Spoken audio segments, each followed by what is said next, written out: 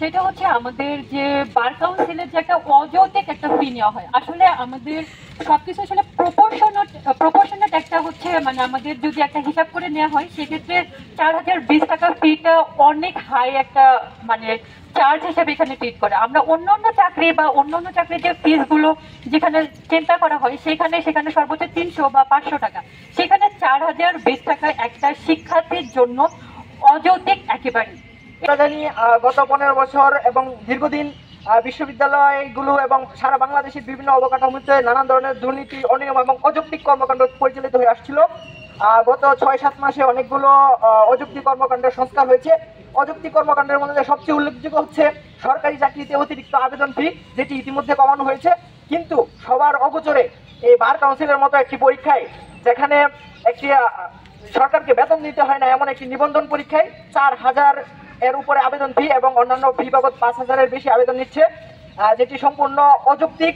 এবং যেমন ভাবে অন্যান্য সরকারি চাকরি পরীক্ষায় আবেদন ফি কমানো হয়েছে, আমাদের দ্রুত এই বার কাউন্সিল পরীক্ষায় আবেদন ফি কমাতে হবে এবং মান প্রায়োরিটি হিসেবে চিন্তা করা হয়। কিন্তু যদি আমরা এই আবেদনের ক্ষেত্রেও দেখি, বিসিএস এর যে সিট রয়েছে এবং যে পরিমাণে পরীক্ষার্থী সেখানে অংশগ্রহণ করে, সেই তুলনায় তাদের সবাই ক্যাডার না হতে পারেও তাদের একটা জায়গা থেকে নন ক্যাডারে, এবং সে জায়গা থেকে তাদের অনেকগুলো পোস্টে আসলে ডিভাইড করে দেওয়া হয়। কিন্তু আমরা যদি আমাদের জুডিশিয়ারির ক্ষেত্রে দেখি, যেটার আসন সংখ্যা খুবই সীমিত, মাত্র 100টা সিট, এবং বাংলাদেশের স্বীকৃত বিশ্ববিদ্যালয়গুলোতে যদি দেখি সেক্ষেত্রে আইনের শিক্ষার্থী প্রতি বছর বের হয় অনেক। প্রতিটা বিশ্ববিদ্যালয়ে 100 থেকে 50টা করে সিট। প্রাথমিক বিশ্ববিদ্যালয়ে যদি 50-এর উপরে থাকে সেক্ষেত্রে আমাদের এই যে আইন পড়ে বের হয়েছে এরকম শিক্ষার্থী অনেক বেশি বের হয়। সেই জায়গা থেকে আমাদের জন্য এই বিসিএস এর তুলনায় এটা বেশি কম্পিটিটিভ এবং টাফ হয়ে যাচ্ছে, যার জন্য আমাদের একটা নন ক্যাডার থাকা উচিত। নন ক্যাডারের যৌক্তিকতা নিয়ে যদি বলতে চাই, ধরে নিলাম যে আমি হচ্ছে বাংলাদেশ জুডিশিয়ারিতে চান্স পেলাম 75 মার্ক পেয়ে।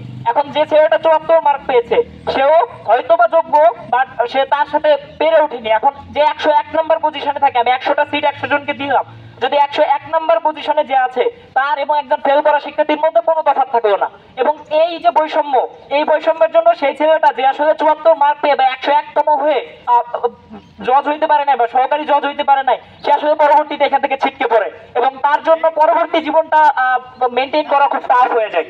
সো সেই জায়গা থেকে অযৌক্তিক এই আছে এই শিক্ষা একটা যৌক্তিক পর্যায়ে নিয়ে আসার জন্য এবং এর সাথে বিসিএসে নন ক্যাডার চালু করার জন্য আমরা এই মানববন্ধন থেকে জোরদারি জানাই।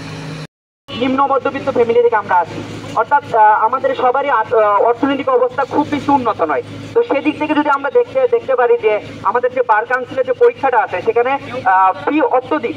আমরা যদি এই পরীক্ষার সাথে আইন ও বিচার বিভাগের 6ষ্ঠ শিক্ষার্থী সাবান